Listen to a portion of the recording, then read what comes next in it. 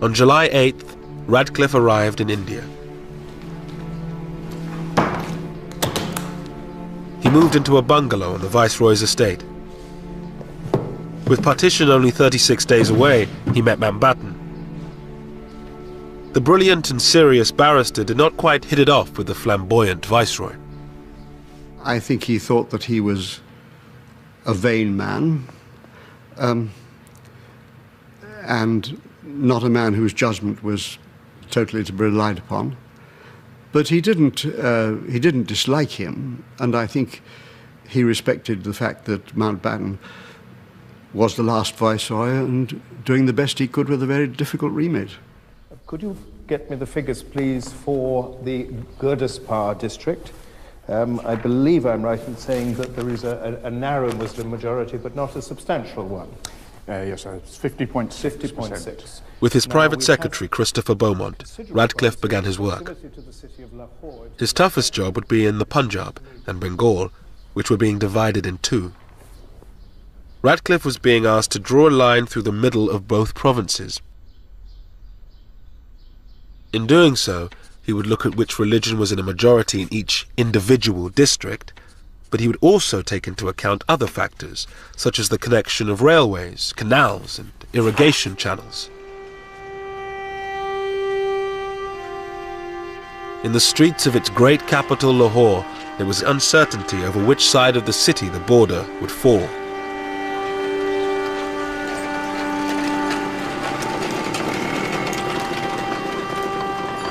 Satish Gujral was an art student in Lahore from a politically influential Hindu family. Most of my Muslim friends also agreed that logically speaking, there was more chance that Lahore will go to Indian side, because seeing everything belongs to Hindus. Education, money, banks, insurance, buildings.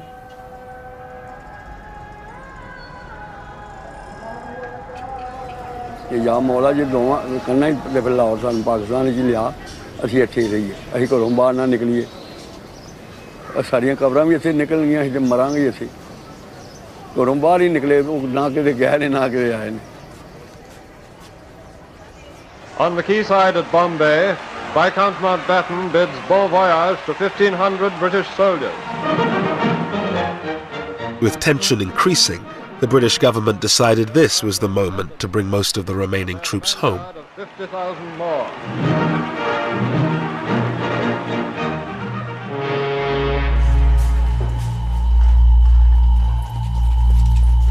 With just over a month to partition, tension on the streets of Lahore began to turn to violence. There was a date and everybody then knew that do whatever you can now, because after this date you won't be able to do it. Whether it's looting Muslims or looting Hindus, whatever it might be. So therefore the date itself became a driver. With the border still to be decided, Muslims, Sikhs and Hindus began to clear their neighborhoods of anyone not of their community. माहौल जो खराब होंदा गया फिर इहो ही होंदा गया कि इत्थों जेह्ड़े मुंडे सन ना ओह रेहड़ी ते वड्ढ के ना वड्ढ वड्ढैया करके एक अद्धा बंदा लग्गेआ कोई फस गया उन्होंने वड्ढ के बोरी च पा के ते उत्थे लिया के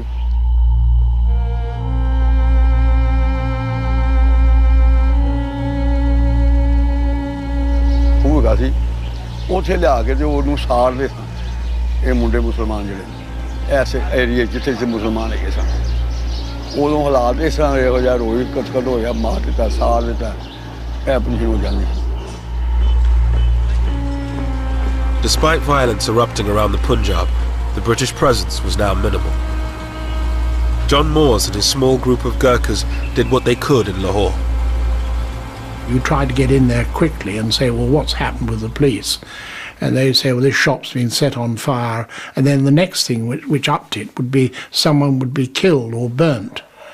And so then you get a reprisal from the other side then picking on somebody else, and gradually, this is how it escalated. It was like a bushfire, and it was difficult to control. As Lahore tore itself apart, Mountbatten had other problems to solve. Partition was just a few weeks away, but the future of large parts of India had yet to be decided, that of the princely states.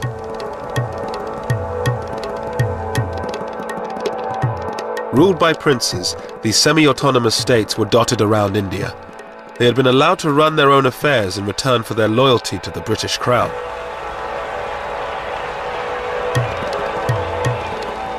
The princes assumed the British would allow them to decide their own fate after they left. But Mountbatten had done a secret deal with Nehru. He would hand most of them over to India. Narendra Singh Sarila, then a young prince, attended the meeting where Mountbatten announced their future. In July 47, my father said that the last Chamber of Princes meeting is going to take place in Delhi, in which Mountbatten will address the princes. It is an important meeting. You go, you deputize for me. You know, he was trying to build me up. On July 25th, the princes gathered to hear what Mountbatten was offering them.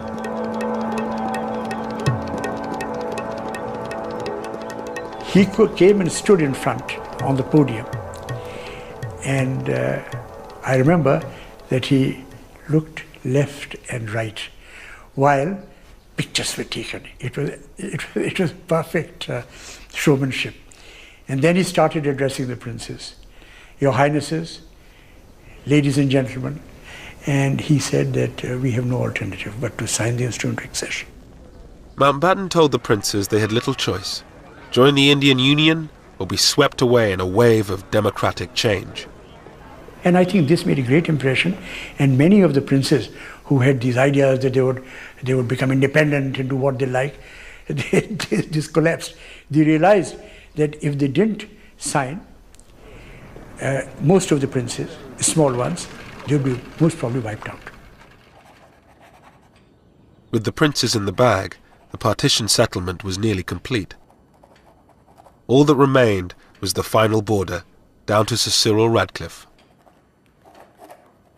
I think it was the loneliness of the decision which I remember him talking about. It wasn't a single decision, it was a series of decisions about where the line should be drawn. These decisions were going to be his, and he had to take responsibility for them. And I think he found that a lonely experience by comparison with some of the things he'd done.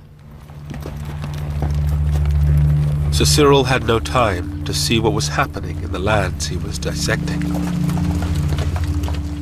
His approach to drawing up the boundary, separating majority Hindu-Sikh areas from majority Muslim ones, almost certainly encouraged the religious cleansing of entire districts.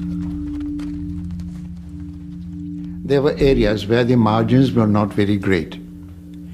Therefore, the majority in those areas wanted to make sure that the process didn't get fudged with small numbers.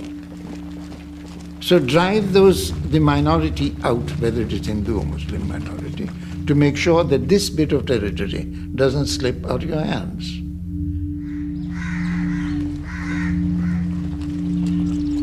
Mayhem now ensued in the villages of the Punjab. A few individuals took a stand. Dylan's grandfather was threatened for trying to protect his Muslim neighbors. Some people had often sent messages to my grandfather that people who were going about looting and killing Muslims, they wanted to eliminate our family because we were putting an obstacle in their way. But my grandfather would not be deterred. He would not be afraid. He was that way.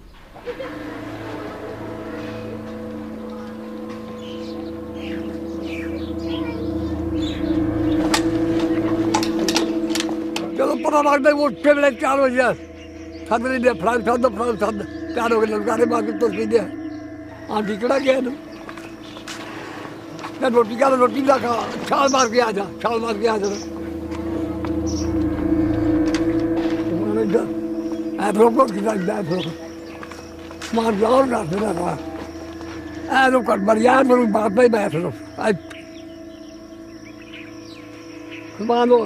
die. Let you come out, you know.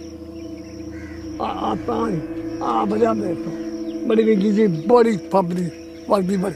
All log it up. So come that Toga guitar, what you want. It's a day Maria. I put a portion there. You will carry about the your body there. You carry about them. Tagraja. You carry about them. Yeah, you didn't do a lot. My calm job, I come there, bother come down from Jada. Manataniam. Well, I tell them to go Banda, Kala, no good for the other Galaka, Buddha, Galaka.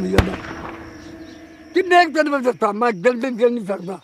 My Jada, all the combination. But he didn't dislike him, and I think he respected the fact that Mountbatten was the last viceroy and doing the best he could with a very difficult remit. Could you get me the figures, please, for the Gurdaspur district? On July 8th, Radcliffe arrived in India. He moved into a bungalow on the Viceroy's estate. With Partition only 36 days away, he met Mountbatten. Radcliffe was being asked to draw a line through the middle of both provinces. In doing so, he would look at which religion was in a majority in each individual district, but he would also take into account other factors, such as the connection of railways, canal. I believe I'm right in saying that there is a narrow Muslim majority, but not a substantial one. Yes, sir. It's 50.6%. 50.6. With his private secretary, Christopher Beaumont, Radcliffe began his work. His toughest job would be in the Punjab and Bengal, which were being divided in two. The brilliant and serious barrister did not quite hit it off with the flamboyant viceroy. I think he thought that he was a vain man, and not a man whose judgment was totally to be relied upon.